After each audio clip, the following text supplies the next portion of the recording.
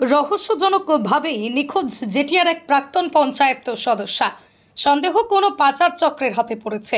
নৈহাটি বিধানসভার জেটিয়া গ্রাম পঞ্চায়েতের প্রাক্তন সদস্যা বছর ৩৮-এর নমিতা দাশগুপ্ত গত ৫ই জুন লোন আনতে যাওয়ার নাম করে বাড়ি থেকে বেরোয়।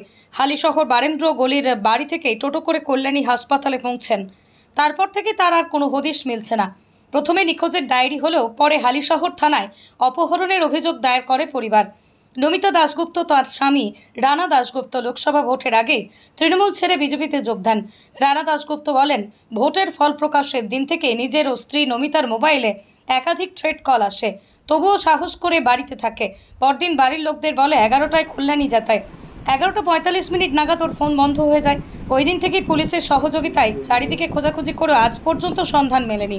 আশঙ্কা লোনের টোপ দেখিয়ে কোনো পাচারকারী নিয়ে যেতে পারে। দেখুন হালিশহর থেকে সতীনাথ ভট্টাচার্যের বিস্তারিত রিপোর্ট।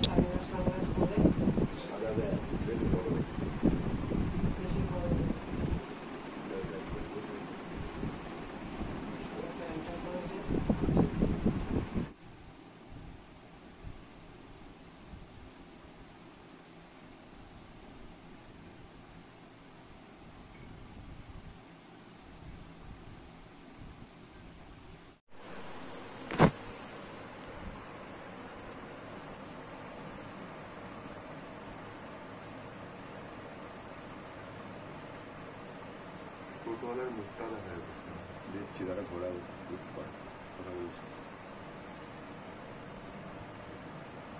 ভাড়া নিয়ে বার্গেনিং হচ্ছে, বুঝলি?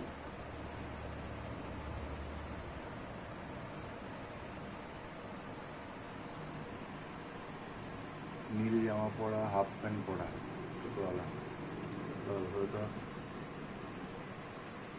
জুম করা যাবে এটাকে? টোটোর নাম্বার টাম্বার আছে কিছু?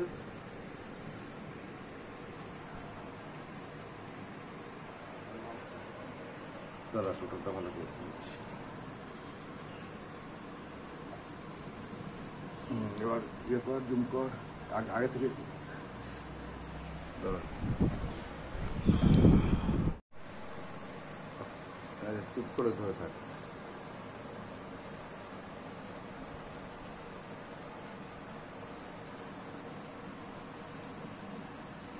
ওই গলিতে ঢুকে যাবে, বুঝলি? ঘোরাচ্ছে টোটো, ঘোরাচ্ছে। আমরা ভাবছি দিয়ে যাচ্ছি।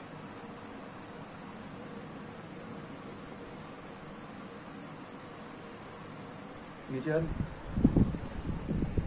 আরেকবার করতে